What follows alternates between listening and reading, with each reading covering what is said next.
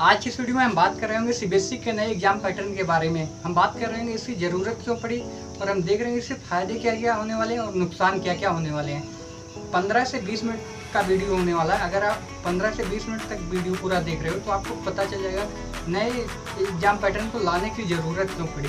चलिए शुरुआत करते हैं। 5 जुलाई को सीबीएसई ने एक नोटिस जारी किया जहाँ पर उन्होंने बताया कि हम जो एग्ज़ाम पैटर्न है सीबीएसई के क्लास 9वीं से 12वीं तक के हम पूरी तरह से चेंज कर रहे होंगे। इन्होंने बताया कि हम एग्ज़ाम को अब साल में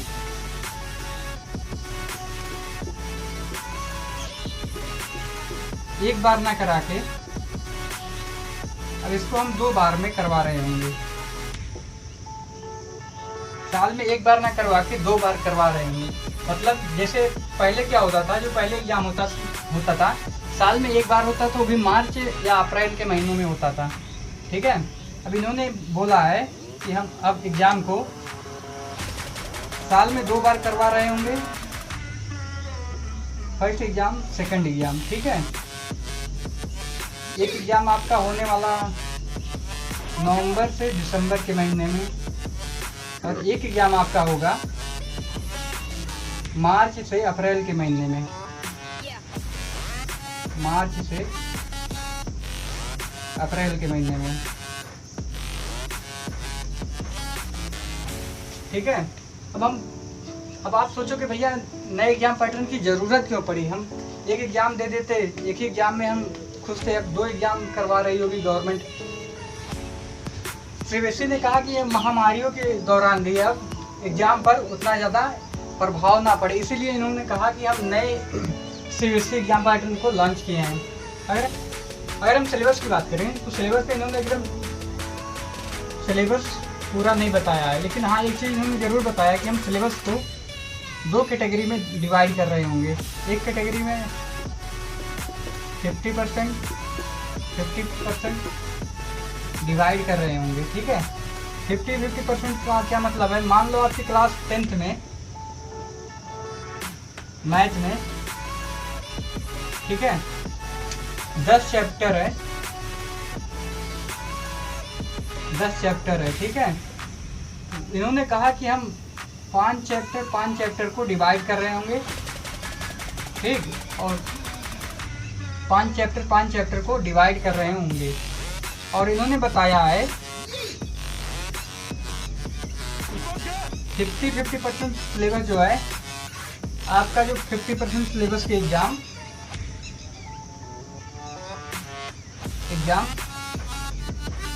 नवंबर से दिसंबर के महीनों में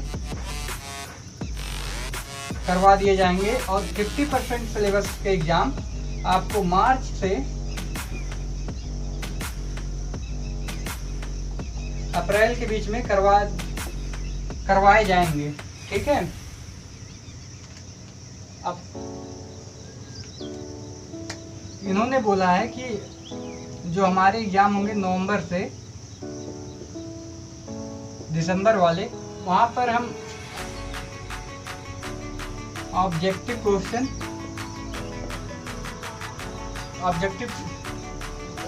ऑब्जेक्टिव टाइप के क्वेश्चन आने वाले होंगे। ठीक है, और जो एग्ज़ाम मार्च से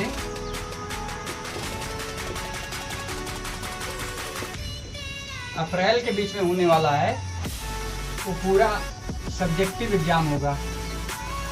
पूरा सब्जेक्टिव एग्ज़ाम होगा। सब्जेक्टिव जैसे मतलब हुआ करता था सब्जेक्टिव हमारे एग्ज़ाम, उसी तरह से सब्जेक्टिव एग्ज़ाम होते रहेंगे। आपको इसके फ़ायदे क्या होने वाले हैं और इसके नुकसान क्या होने वाले हैं। सीबीएसई ने ये कहा कि अब हम बच्चों के वर्चुअल स्किल पर, वर्चुअल और प्रैक्टिकल स्किल पर बहुत ज़्यादा ध्यान दे रहे होंगे। पहले क्या होता था, पहले एग्ज़ाम जब होता था पूरी बहुत ज़्यादा पढ़ाया जाता था, वर्चुअल स्किल पर उतना ज़्यादा ध्यान नहीं दिया जाता था बच्चों के। अब आपको सीबीएसई ने कहा कि हम अब 9 से ही बच्चों को वर्चुअल स्किल और प्रैक्टिकल स्किल के बारे में ज़्यादा ध्यान दे रहे होंगे। सीबीएसई ने कहा जो हमारे टीचर होंगे अब टीचर को भी अलग से ट्रेनिंग दी जाएगी कि आप किस तरह से पढ़ाएं, ठीक है। उन्होंने कहा कि हम जो सैंपल पेपर है जल्द ही अपनी वेबसाइट पे लॉन्च करने वाले हैं। सीबीएसई ने कहा कि अब हम टीचर को भी एक प्लेटफॉर्म बनाएंगे जहाँ को टीचर को भी ट्रेनिंग दिया जाएगा, आप बच्चों को किस तरह से पढ़ाइए। क्योंकि पहले क्या होता, पहले की पढ़ाई और अब की जो नई एग्जाम पैटर्न की पढ़ाई में काफ़ी ज़्यादा डिफरेंस होने वाला है, ठीक है। 9वीं और 10वीं के एग्ज़ाम के बारे में उन्होंने बोला है जो आपके नंबर ऐड होंगे, ठीक है, आपके 50% आपके जो नंबर ऐड होंगे नवंबर मार्च एग्ज़ाम प्लस आपके जो प्रैक्टिकल एग्ज़ाम होते हैं, जो प्रैक्टिकल एग्ज़ाम हुआ करते थे पहले, उसी तरह से जो प्रैक्टिकल एग्ज़ाम के नंबर होंगे उस हिसाब से आपको अब नंबर दिए जाएंगे। अगर हम 11th और 12th के एग्ज़ाम पैटर्न की बात करें तो सीबीएसई ने कहा है कि हम इनके एग्ज़ाम को जो इनके फर्स्ट सेकंड सेम के एग्ज़ाम होंगे प्लस जो इनके यूनिट टेस्ट होंगे प्लस जो इनके प्रैक्टिकल एग्ज़ाम होंगे प्लस जो आपको प्रोजेक्ट दिए जाएंगे, उन सब का जो नंबर मिला के जो नंबर आप पाएंगे उसको ऐड किया जाएगा, ठीक है।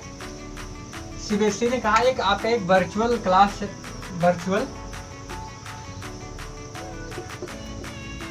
क्लास ही मान लो, ठीक है, तैयार किया जाएगा जहाँ पे आज के जितने प्रोजेक्ट होंगे, असाइनमेंट होंगे, वहाँ पे आप स्टोर किया जाएगा। अगर कॉलेज से कोई मांग रहा होगा, अगर सीबीएसई कॉलेज से मांगती है तो वो सीबीएसई कॉलेज वाले उस वेबसाइट का लिंक उनको दे देंगे और वहाँ से आपका जो प्रोजेक्ट होगा कोई भी देख सकता है, ठीक है। अगर हम इनके बेनिफिट की बात करें,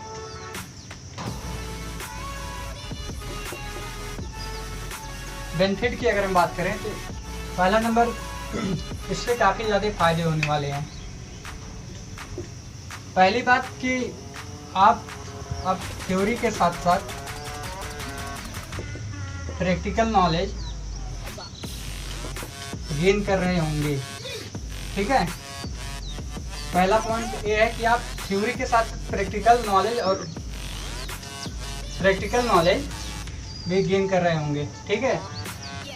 पहले क्या होता था, पहले के बच्चे होते थे अगर फिजिक्स पढ़ रहे हैं, केमिस्ट्री पढ़ रहे हैं तो क्या करते थे कि मतलब याद कर लेते थे और याद करके एग्ज़ाम पास कर लेते थे, उतना ज़्यादा उनको दिक्कत नहीं होती थी। लेकिन अब क्या होगा कि अब आप अगर पूरा सिलेबस नहीं पढ़ के जा रहे हो तो आपके लिए काफ़ी ज़्यादा दिक्कत होने वाली है, ठीक है। थ्योरी पढ़ते पढ़ते आप प्रैक्टिकल नॉलेज भी गेन करोगे। आपको जब प्रोजेक्ट दिया, आप थ्योरी के साथ साथ प्रैक्टिकल नॉलेज भी गेन कर रहे होगे और आप जब प्रैक्टिकल नॉलेज गेन करोगे तब आप वहाँ पे जब असाइनमेंट करोगे, प्रोजेक्ट करोगे तो आपको उस चीज़ के जीवन, उसका असली यूज पता चलेगा कि हाँ इसका भी जीवन में असली यूज कुछ होता है, ठीक है। मुझे ये चीज़ काफ़ी अच्छी लगी, ठीक है। मेरिट की बात करें तो डिमेरिट क्या क्या होने वाले हैं इसी बार। अगर हम मेरिट की बात करें या डिमेरिट, पहली बात तो है कि आप पहली बार आप जा रहे हो ऑब्जेक्टिव टाइप क्वेश्चन करने, ठीक है। आपके ऊपर और प्रेशर होगा असाइनमेंट का,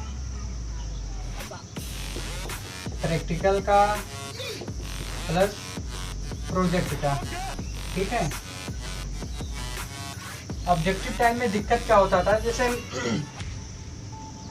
अगर हम सब्जेक्टिव की बात करें, जो सब्जेक्टिव के एग्जाम हुआ करते थे, अगर हम बात करें सब्जेक्टिव एग्जाम के, जो हमारे सब्जेक्टिव एग्जाम हुआ करते थे वहाँ पे इतना ज़्यादा दिक्कत नहीं होता था। आपसे बोला भी जाता होगा कभी कभी कि आप एग्जाम में पूरा क्वेश्चन अटेम्प्ट करके आइए, छोड़िए मत।